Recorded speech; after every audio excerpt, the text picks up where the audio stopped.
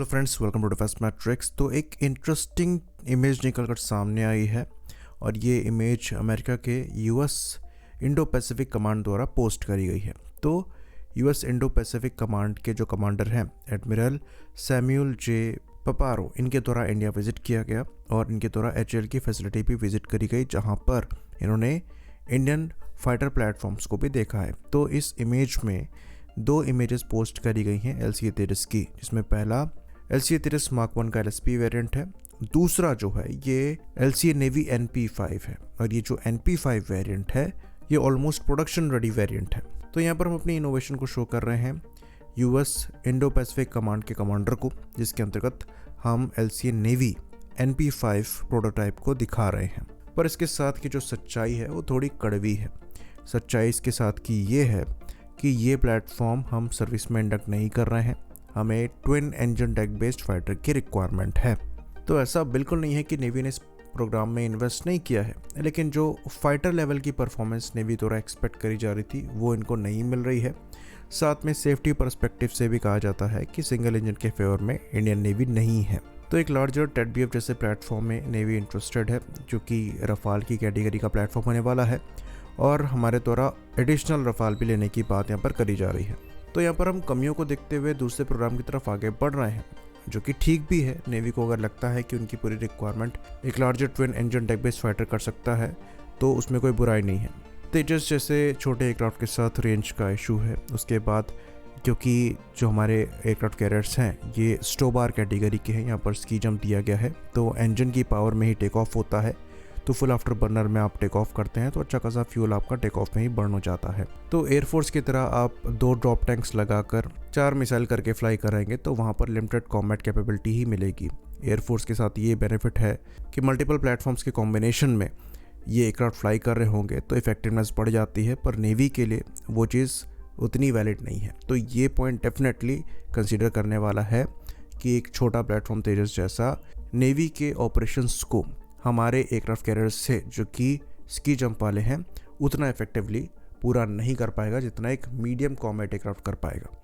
तो यहाँ पर अगर नेवी इनको लेकर कॉम्बैट रोल में नहीं यूज़ करना चाहती है तो ये अंडरस्टैंडेबल है। वो एक लार्जर प्लेटफॉर्म चाहते हैं और इसमें कोई बुराई नहीं है, पर ऐसा भी बिल्कुल नहीं है कि ये प्लेटफॉर्म नेवी के किसी भी काम नहीं आ सकता है।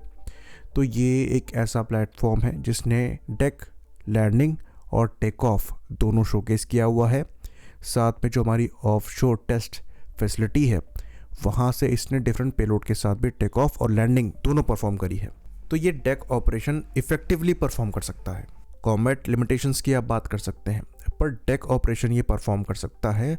और अगर यहाँ पर F-35 के और हैरियर के एक्सेप्शन को आप छोड़ दें, जो कि वीटॉल जैसे प्लेटफॉर्म्स हैं, बहुत कम ही प्लेटफॉर्म है जो कि सिंगल इंजन है और ये काम कर पाते हैं। डेल्टा विंग में चले जाएंगे तो अकेले LCA नेवी ही है जो कि सिंगल इंजन है, डेल्टा विंग है और कैरियर ऑपरेशंस परफॉर्म कर सकता है। तो ये कैपेबिलिटी को इस्तेमाल करना बहुत ज़्यादा ज़रूरी है। भले ही यहाँ पर हम कंप्लीट कॉम्बैट यूज़ केस में इनका इस्तेमाल ना करें, पर जो एडवांस ट्रेनिंग अब देने की रिक्वायरमेंट इमर्ज कर रही है, क्योंकि पहले की तरह अब खाली फ्लाइंग ही सिखाना ज़रूरी नहीं है। अब कोर्स में इलेक्ट्रॉनिक वॉरफेयर आ चुका है, एडवांस वेपन्स आ चुके हैं और एडवांस एवियोनिक्स भी आ चुके हैं। तो उनके साथ आपको कैसे तालमेल बनाना है, नेटवर्किंग ऑपरेशंस कैसे परफॉर्म करने हैं, डिफरेंट प्लेटफॉर्म्स के साथ आपको कैसे फ्लाई कराना है, ये सब सीखने के लिए एक नया एरिया इमर्ज हुआ है जो कि लीड इन फ्लाइट ट्रेनर का है, जहाँ पर जो एडवांस ट्रेनर्स हैं वो अब इतने एडवांस हो गए हैं कि वो कॉम्बैट भी परफॉर्म कर सकते हैं। और उस केस में LCA नेवी परफेक्टली फिट होता है। ये एकमात्र ऐसा लीड इन फ्लाइट ट्रेनर होगा जो कि डेक लैंडिंग और टेक ऑफ दोनों परफॉर्म कर सकता है। साथ में जब हम मैन्ड अनमैन्ड टीमिंग सिस्टम को डेवलप कर ही रहे हैं तो वहाँ पर LCA नेवी का भी रोल एग्जिस्ट कर सकता है। तो जो यहाँ पर कमी रह जाती है लिमिटेड कॉम्बैट कैपेबिलिटी की, वो मैन अनमैन्ड टीमिंग से काफ़ी हद तक दूर हो सकती है, क्योंकि वेपन्स जो हैं ये आपके अनमैन्ड सिस्टम्स कैरी कर सकते हैं जो कि आपके द्वारा गाइड की जा सके। साथ में LCA नेवी को एडवांस बनाने के लिए आपको अलग से प्रोग्राम चलाने की ज़रूरत भी नहीं है। तेजस मार्क 1 के प्रोग्राम से इसका फ़ायदा उठाया जा सकता है। तो कम से कम अगर 1 से 2 स्क्वाड्रन LCA नेवी के ले लिए जाते हैं तो ये आपके फ्यूचर के पायलट्स को ट्रेन करेगा। शोर प्रोटेक्शन के लिए आप इसका इस्तेमाल कर पाएंगे। साथ में ये आपके domestic man unmanned teeming system के लिए भी मदरशिप की तरह एक्ट कर पाएगा, क्योंकि TEDBF को आने में अभी बहुत समय है। तो यहाँ पर इसका अच्छा खासा रूम एग्जिस्ट करता है, पर अनफॉर्चुनेटली अभी तक नेवी ने इसको लेकर प्लान सामने नहीं रखे हैं। दूसरी एक और इम्पॉर्टेंट चीज़ हम आपको बता दें कि जो रफाल मरीन लिए जा रहे हैं उनके स्पेसिफिकली ट्रेनर वेरिएंट्स एग्जिस्ट नहीं करते हैं। जो ट्रेनर वेरिएंट है एयरफोर्स और मरीन वर्जन के वो एक ही हैं। तो नेवी ने जो ट्विन सीट वेरिएंट्स ऑर्डर किए हैं वो एग्जैक्टली रफाल मरीन नहीं है। तो वहाँ भी ट्रेनर की रिक्वायरमेंट के लिए जो LCA नेवी है वो रोल को भर सकते हैं।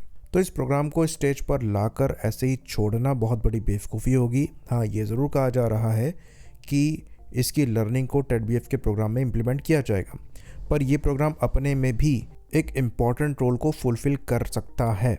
और इस डायरेक्शन में खाली हम ही नहीं बल्कि और भी कंट्रीज़ बढ़ रही हैं। तो अब जो एडवांस ट्रेनर्स बन रहे हैं उनको लिफ्ट कैटेगरी में ही डाला जा रहा है, और तेजस से अच्छा एडवांस ट्रेनर आपको दूसरा नहीं मिलेगा। ये चीज़ एयरफोर्स चीफ ने खुद कहा है कि अगर LCA तेजस को एज एन एडवांस ट्रेनर इस्तेमाल किया जाए तो इससे बेहतर आपको एडवांस ट्रेनर नहीं मिलेगा। बहुत रिलायबल प्लेटफॉर्म है, बहुत सेफ़ है, और मार्क 1 अपग्रेड मिलने के बाद ये बहुत कैपेबल भी है। इवन जो एडवांस वेपन पैकेज इसमें लग रहा है वो इसको एक कैपेबल स्ट्राइक प्लेटफॉर्म भी बनाते हैं। फ्यूचर में ब्रह्मोस NG भी इनसे इंटीग्रेट होनी है।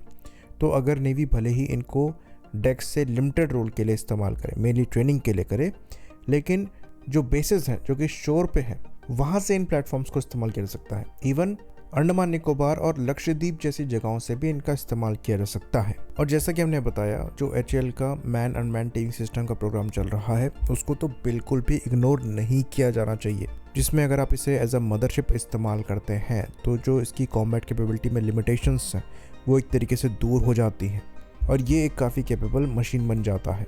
तो अगर इंडियन नेवी यहाँ पर सामने आती है और इन प्लेटफॉर्म्स को एक्सेप्ट करती है, भले ही 1 या 2 स्क्वाड्रन ले, तो इसका एक्सपोर्ट पोटेंशियल भी ओपन हो जाएगा। और ये चीज़ हम US के कॉन्टेक्स्ट में भी कह रहे हैं। जिस कैटेगरी का LCA नेवी है उस कैटेगरी का कोई भी नेवल ट्रेनर प्लेटफॉर्म एग्जिस्ट नहीं करता है। US नेवी द्वारा ट्रेनिंग के लिए T-45 घोषॉक प्लेटफॉर्म इस्तेमाल किया जाता है, जो कि बेसिकली BAE सिस्टम के हॉक का ही मॉडिफाइड वेरिएंट है और डेक लैंडिंग और टेक ऑफ परफॉर्म कर सकता है। पर ये बहुत पुराने हैं और अब इनके रिप्लेसमेंट को देखा जा रहा है। और वहाँ पर जितने भी कंटेंटर हैं उसमें से कोई भी प्लेटफॉर्म डेक लैंडिंग और टेक ऑफ करने में सक्षम नहीं है, और इतना कैपेबल तो बिल्कुल नहीं है। तो ये एक वेस्ट पोटेंशियल ना बने, इसलिए इस पर आगे बढ़ने की रिक्वायरमेंट एग्जिस्ट करती है। आई होप इन्फॉर्मेशन यहाँ पर क्लियर रही हो। इसी बात पर इस वीडियो को हम ख़त्म करेंगे। लाइक करिए, सब्सक्राइब करिए। जय हिंद।